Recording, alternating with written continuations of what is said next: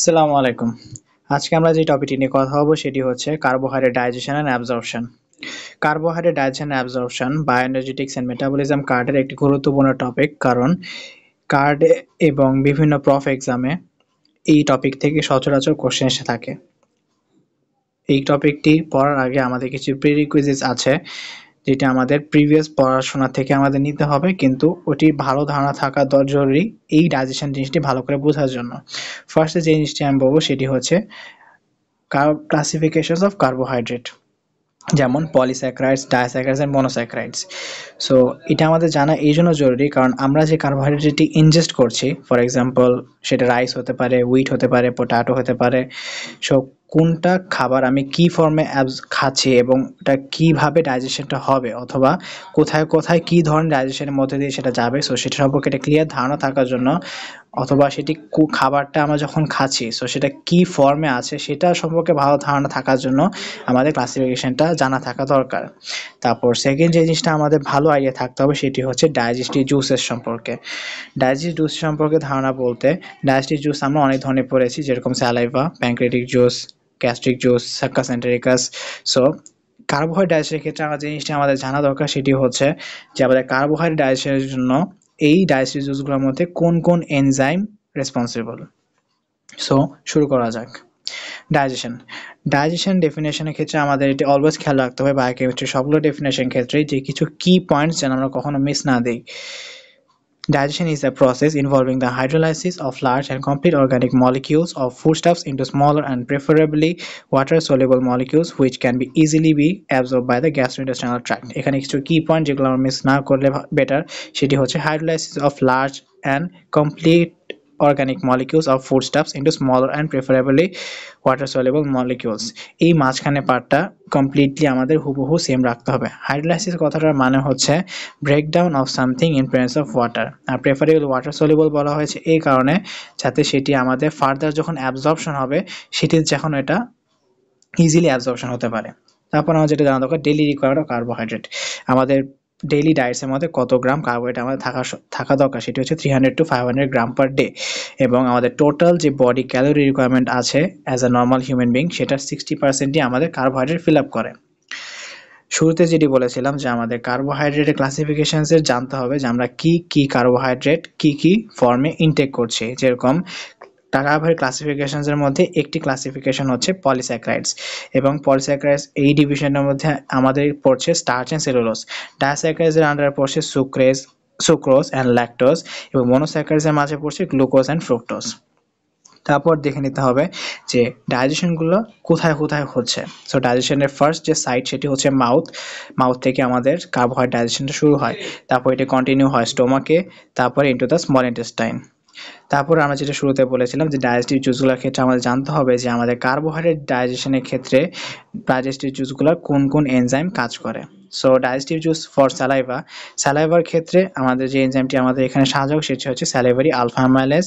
Pancreatic জুসের ক্ষেত্রে যেটি সাহায্য করে সেটি হচ্ছে প্যানক্রিয়াটিক আলফা অ্যামাইলেজ, এবং সাক্কাস এন্টেরিকাসের ক্ষেত্রে যেটি পাই সেটা হচ্ছে ডাইস্যাকারাইডেজেস। এখানে আমি ছোট্ট একটা স্পেলিং মিস্টেক করেছি, সো এটা কাইন্ডলি ঠিক করে নেবেন, ডাইস্যাকারাইডেজেস হবে এখানে।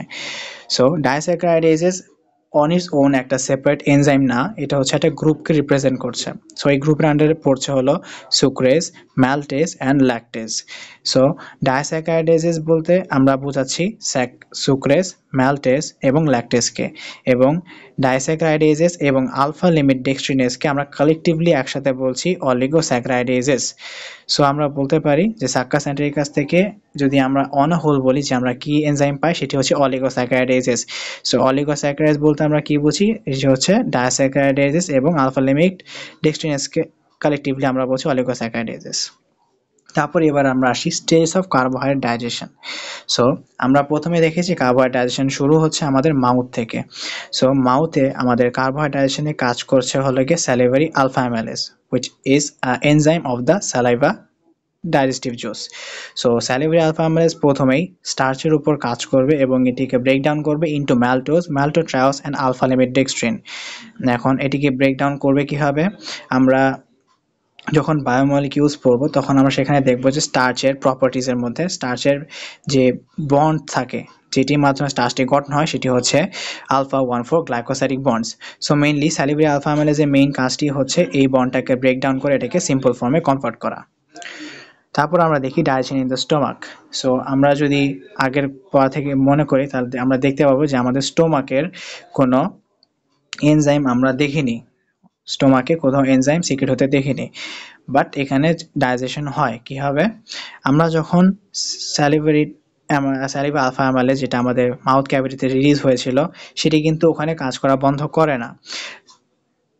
ফুড বলাসটা যখন আমাদের স্টোমাকে এসে পড়ে তখনও সেটি কন্টিনিউয়াস কাজ করে যায়, বাট কন্টিনিউয়াসলি পুরো টাইম কাজ করতে পারে না, কারণ আমরা জানি যে আমাদের স্টোমাকের ক্ষেত্রে আমাদের পিএইচ 1 থেকে 3.5 পর্যন্ত নেমে আসতে পারে, which is highly acidic. But salivary alpha amylase এত হাই অ্যাসিডিক এনভায়রনমেন্টে কাজ করতে পারে না। সো এখানে বলা আছে start digestion of the salivary amylase continues in the stomach up to bolus of pH 4, মানে যতক্ষণ পর্যন্ত বোলাসের পিএইচটা 4 পর্যন্ত থাকে ততক্ষণ পর্যন্ত স্যালিভারি আলফা অ্যামাইলেজটা ইন অ্যাকশন থাকে অথবা কাজ করতে থাকে, বাট যখনই এটা পিএইচ 4 এর নিচে চলে যায় সো তখনই এটা কাজ বন্ধ করে দেয়। পরের লাইনে সেটি বলেছি যে high acidity of the gastric juice inhibits the salivary alpha amylase. High অ্যাসিডিটির কারণে স্যালিভারি আলফা অ্যামাইলেজ কাজ করা বন্ধ করে দেয়। থার্ড আমরা দেখি digestion in the small intestine. Pancreatic bicarbonate neutralizes the acidic dietary content. Pancreatic বাইকার্বনেটের প্রথমই কাজ থাকে এই হাইলি অ্যাসিডিক বোলাসটাকে নিউট্রালাইজ করা, কারণ এই হাইলি অ্যাসিডিক বোলাসের উপরে প্যানক্রিয়াটিক জুস কাজ করতে পারবে না। সো নিউট্রালাইজেশন হওয়ার পরে এখানে যে দুইটি এনজাইম কাজ করবে সেটি হলো প্যানক্রিয়াটিক আলফা অ্যামাইলেজ এবং অলিগোস্যাকারাইডেজেস। প্যানক্রিয়াটিক আলফা অ্যামাইলেজের কাজ কিছুটা স্যালিভারি আলফা অ্যামাইলেজের মতোই, এটিও স্টার্চের ভিতরে থাকা আলফা 1,4 গ্লাইকোসাইডিক বন্ডকে ব্রেকডাউন করবে অ্যান্ড এটাকে কনভার্ট করবে into maltose, maltotriose and alpha limit dextrin. এখন অনেকের কোশ্চেন হতে পারে যে আলফা প্যানক্রিয়াটিক আলফা অ্যামাইলেজ এবং স্যালিভারি আলফা অ্যামাইলেজ দুটোর কাজ যদি সিমিলার হয়ে থাকে তাহলে দুটোকে ডিফারেন্সিয়েট করা কেন হলো? দুটো আলাদা এনজাইম হওয়ার সত্ত্বেও এটা কাজ আলাদা কেন হলো? সো এখানে মেজর ডিফারেন্সটা হচ্ছে স্যালিভারি আলফা অ্যামাইলেজের যে কাজ করা পরিধি সেটি হচ্ছে শুধুমাত্র বয়েলড স্টার্চের ক্ষেত্রে, এবং প্যানক্রিয়াটিক আলফা অ্যামাইলেজের যে কাজের পরিধি এটা হচ্ছে বোথ বয়েলড অ্যান্ড আনবয়েলড স্টার্চের ক্ষেত্রে। সো আমরা যে স্টার্চটি ইনটেক করছি সেটা যদি বয়েলড অবস্থা থাকে শুধুমাত্র তখনই ওখানে স্যালিভারি আলফা অ্যামাইলেজ কাজ করতে হবে, সেটা যদি আনবয়েলড থাকে তখন সেটার ক্ষেত্রে স্যালিভারি আলফা অ্যামাইলেজ কোনো কাজ করতে হবে না, সেটি তখন কাজ করবে pancreatic alpha amylase. Salivary alpha amylase accounts for 20 to 40% of starch. যেটি মাত্র বলেছিলাম যে স্যালিভারি আলফা অ্যামাইলেজ কমপ্লিট সব ধরনের স্টার্চকে ডাইজেস্ট করতে পারে না। সো আমাদের মধ্যে যে শুধুমাত্র যে বয়েল স্টার্চগুলো থাকে, আমরা যে ইনজেস্ট করার মধ্যে যদি বয়েল স্টার্চগুলো থাকে শুধুমাত্র সেগুলোর ক্ষেত্রেই স্যালিভারি আলফা অ্যামাইলেজ কাজ করতে পারে, which is 20 to 40% of starch. এছাড়া বাকি যেগুলো আনবয়েলড এবং বয়েলড টোটাল স্টার্চ বাকি থাকে সব কমপ্লিটলি পটের উপরেই কাজ করে প্যানক্রিয়াটিক আলফা অ্যামাইলেজ, তাই এটার পার্সেন্টেজটা অনেক হিউজ, 50 to 80% অফ স্টার্চ। তাই বলা যায় যে প্যানক্রিয়াটিক আলফা অ্যামাইলেজ প্রিডমিনেটস, কারণ ওর কাজ এবং ফাংশন এবং কাজের পরিধি দুটোই স্যালিভারি আলফা অ্যামাইলেজ থেকে বেশি। তারপর আমরা দেখতে পাই final digestion of disaccharides and oligosaccharides into monosaccharides and occurs at the lower jejuna of disaccharides and alpha limit dextrinase of succus entericus. Final ডাইজেশনের ক্ষেত্রে এই যে disaccharides maltose, maltotriose and alpha limit dextrin সবগুলোই কিন্তু ডায়াস্যাকারাইডস ফর্মে আছে এবং ডায়াস্যাকারাইডস এবং অলিস্যাকারাইডেজ ফর্মে আছে। সো এটিকে কনভার্ট করতে হয় into মনোস্যাকারাইডস in the upper jejunum of the by disaccharidases and alpha limit dextrinase of Saccas entericus. So এই ফাইনাল কনভার্সনটি হওয়ার পরে আমরা যে ফাইনাল এন্ড প্রোডাক্টটা পাই সেটি হচ্ছে স্টার্ট ডাইজেশনিস গ্লুকোজ। এখন কথা হচ্ছে যে আমরা এতক্ষণ ধরে শুধু স্টার্চ ডাইজেশনের কথাই বললাম, বাট এখানে আমরা যখন শুরুতে পড়েছিলাম সো আমরা starch, cellulose, glucose, galactose, fructose, lactose অনেক ধরনেরই কার্বোহাইড্রেটের কথা বলেছিলাম, তাহলে শুধুমাত্র স্টার্চ কেন? স্টার্চের কমপ্লেক্স ব্রেকডাউনের কথাটা আমরা নর্মালি পড়ে থাকি, আর বাকি যেগুলো থাকে যেরকম ফর এক্সাম্পল সুক্রোজ এবং ল্যাকটোজ এগুলো অলরেডি সিম্পল ফর্মে থাকে। সো এগুলাকে এরকম কমপ্লেক্স মেকানিজমের মাধ্যমে আসতে হয় না অথবা ব্রেকডাউন করতে হয় না। সুক্রোজ যেরকম সুক্রোজের উপরে জাস্ট কাজ করে সুক্রেজ এবং কনভার্ট করে ইন্টু গ্লুকোজ প্লাস ফ্রুক্টোজ, যেটা হচ্ছে গিয়ে monosaccharides simplest form of carbohydrate. আর ল্যাকটোজ উপরে কাজ করে হচ্ছে lactase enzyme which converts it into glucose plus galactose. So since just একটা এনজাইমের অ্যাকশনের কারণে ওরা মনোস্যাকারাইড ফর্ম হয়েছে, সো ওদেরকে এরকম কমপ্লেক্স মেকানিজমের মাধ্যমে কাজ করে নিচে আসতে হয় না। So lactose and sucrose are digested in the small intestine upper jejunum parte by lactase and sucrase enzyme. তাহলে আমরা দেখতে পারি যে এন্ড প্রোডাক্টের ক্ষেত্রে আমরা পেয়েছিলাম গ্লুকোজ, ফ্রুক্টোজ এবং গ্যালাক্টোজ। বাট এখানে যদি আমরা পার্সেন্টেজের কথা বলি যে কোন ধরনের মনোস্যাকারাইড আমরা সবচেয়ে বেশি পেয়ে থাকি, তাহলে হাইয়েস্ট হলো গ্লুকোজ 80%, ফ্রুক্টোজ 10% এবং গ্যালাক্টোজ 10%। মনোস্যাকারাইড যেগুলো আমরা পেয়েছিলাম ফর এক্সাম্পল গ্লুকোজ, ফ্রুক্টোজ এবং গ্যালাক্টোজ, সেগুলো কোনো ধরনের ফার্দার ডাইজেশন দরকার হয় না। আর আরেক ধরনের যেটি আমরা কার্বোহাইড্রেট পেয়েছি দ্যাট ইজ সেলুলোজ, এটি কোনো ডাইজেশন আমাদের বডিতে হয় না, কারণ আমাদের বডিতে কোনো সেলুলোজ ডাইজেস্টিভ এনজাইম নেই, which is normally cellulase, যেটা কিনা অনেক হার্বিভোর প্ল্যান্ট অ্যানিমালের বডিতে থেকে থাকে। সো এটি হচ্ছে আমাদের টোটাল ডাইজেশন এর পার্ট। এখন আমরা চলে আসি অ্যাবজর্পশনে। ডাইজেশনের মধ্যে অ্যাবজর্পশনও আমাদের কিছু পূর্বের পড়া পড়ে আসতে হয়। বেসিক্যালি এটা আমাদের ফিজিওলজিতে নর্মালি ফিজিওলজির জিপি কার্ড আমরা পড়ে থাকি, সেটা হচ্ছে গিয়ে ট্রান্সপোর্টেশনের ক্ষেত্রে। ট্রান্সপোর্টেশনে আমরা জানি যে অ্যাক্টিভ অ্যান্ড প্যাসিভ দুই ধরনের ট্রান্সপোর্টেশন আমরা পেয়ে থাকি সেলের ক্ষেত্রে।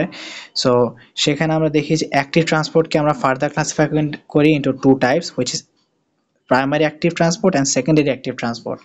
সেকেন্ডারি অ্যাক্টিভ ট্রান্সপোর্টকে যদি আমরা ফার্দার ক্লাসিফাই করি, সেটি হচ্ছে into counter transport and co transport. So co ট্রান্সপোর্টের ক্ষেত্রে আমরা একটি এক্সাম্পল হয়তো মনে করতে পারি, সেটি হচ্ছে সোডিয়াম গ্লুকোজ পাম্প। আর সেটি কথাগুলো আগে বলে নিলাম এই কারণে, কারণ সামনে আমরা এই কথাগুলো জানবো। সো এই কথাগুলো কিসের থেকে আসলো সেটা সম্পর্কে একটা আইডিয়া দেওয়ার জন্য এই কথাগুলো বলা।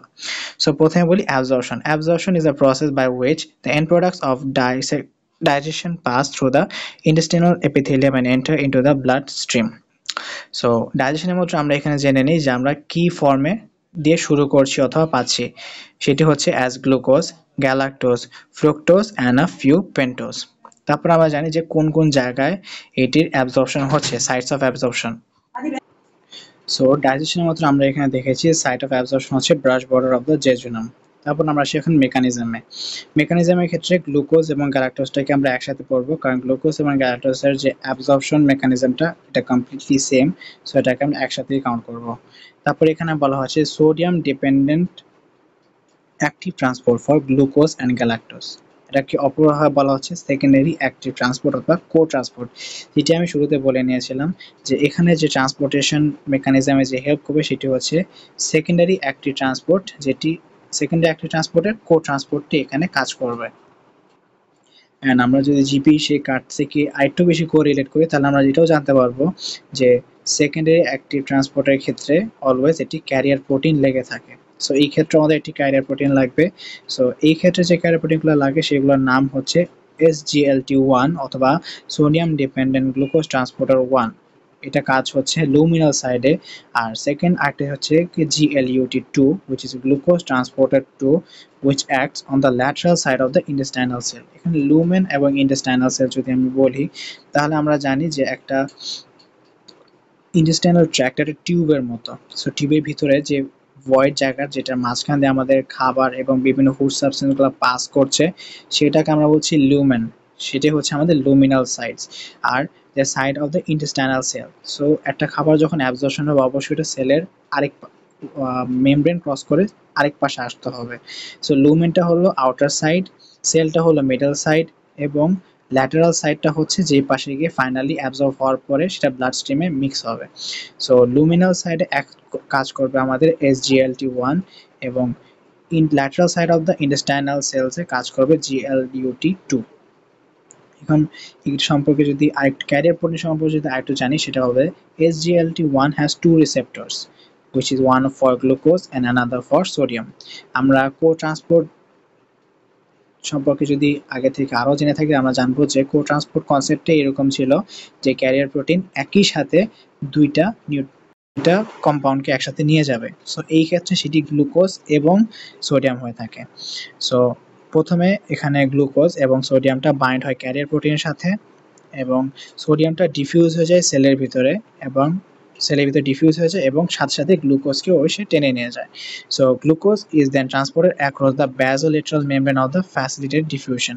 সো গ্লুকোজটা যখন ট্রান্সপোর্ট হয় সেটি হয় ব্যাজোলেটারাল মেমব্রেনের থ্রু ট্রান্সপোর্ট হয়, এবং এই ক্ষেত্রে যে প্রসেসটা হয় সেটা হচ্ছে ফ্যাসিলিটেটেড ডিফিউশনের ক্ষেত্রে।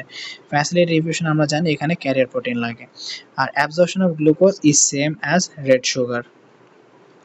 ফ্রুক্টোজ আমরা জানি, আমরা তখন কথা বলেছি গ্লুকোজ এবং গ্যালাক্টোজের ক্ষেত্রে।